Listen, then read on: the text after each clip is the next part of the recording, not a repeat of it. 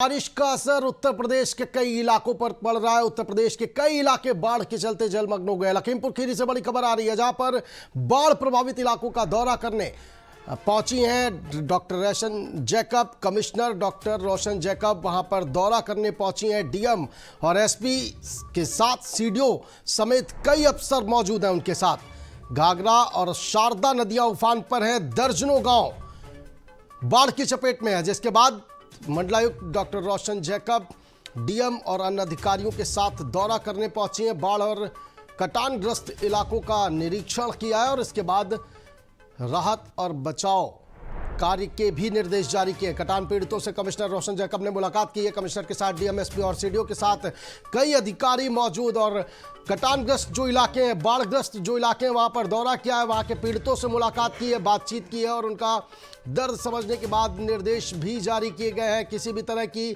समस्या नहीं होने दी जाएगी जो बाढ़ पीड़ित लोग हैं, और उनके लिए खास तौर पर बाढ़ और राहत कार्य शिविर लगाने के भी निर्देश दिए गए।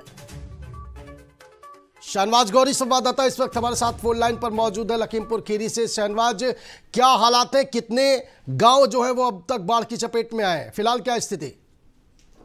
देखिए, सबसे पहले आपको बता दें कि लखीमपुर खीरी में शारदा और घाघरा नदी अपने उफान पर है, लगातार तबाही मचा रही है और शारदा नदी में दर्जनों गांव अब तक की नदी में समा चुके हैं। बाढ़ से त्रासदी को लेकर प्रमुखता से खबर दिखाई गई थी एबीसी न्यूज पर। इसको लेकर आज लखीमपुर खीरी में औचक निरीक्षण के लिए मंडल आयुक्त रोशन जैकब पहुंची हैं।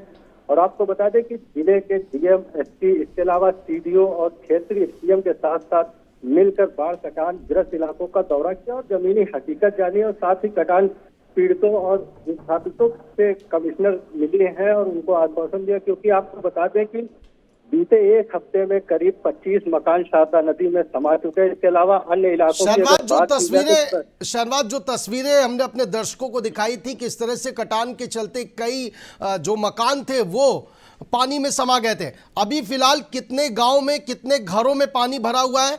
कितने घरों के लोग जो कि है वो कैद हो गए हैं, छतों पर कह सकते हैं या घरों पर, और उनके लिए शासन प्रशासन की ओर से क्या कुछ इंतजाम किए गए?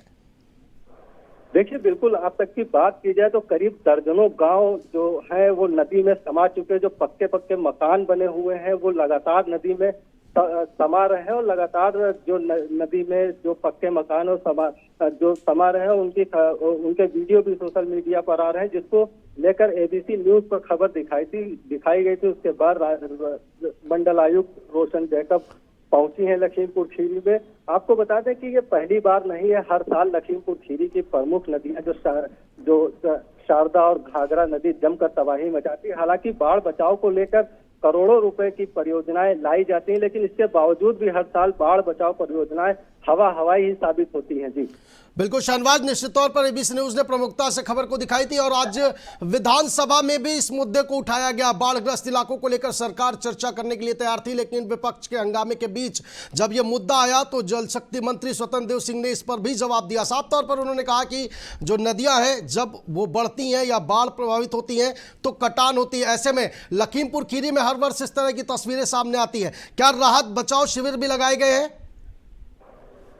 देखिए, बिल्कुल आपको बता दें कि प्रशासन की तरफ से दावे तो बहुत किए जाते हैं कि बाढ़ बचाव शिविर लगाए गए हैं। हालांकि कुछ जो जहां बाढ़ प्रभावित इलाके हैं वहां पर से कुछ लोगों को जो है ऊंचे स्थानों पर स्थापित किया गया है। इसके अलावा आपको बता दें कि डीएम की जो जिलाधिकारी हैं उनकी तरफ से तमाम सारी चीजें की जा रही है। लेकिन आपको बता दें कि जिस तरह से बहुत शुक्रिया शहनवाज। तो एबीसी न्यूज ने अपने दर्शकों तक वो खबर दिखाई थी जब कई मकान पानी में समा गए थे कटान के चलते, और उसके बाद प्रमुखता से खबर दिखाए जाने के बाद प्रशासन जगाए। कमिश्नर डॉक्टर रोशन जैकब आला अधिकारियों के साथ मौके पर पहुंची हैं, बाढ़ प्रभावित इलाकों का जायजा लिया, दौरा किया और बाढ़ के जो प्रभावित थे, जहां पर कटानग्रस्त इलाके थे, वहां के लोगों से मुलाकात की, उनका दर्द समझा और शासन प्रशासन को निर्देश जारी किए।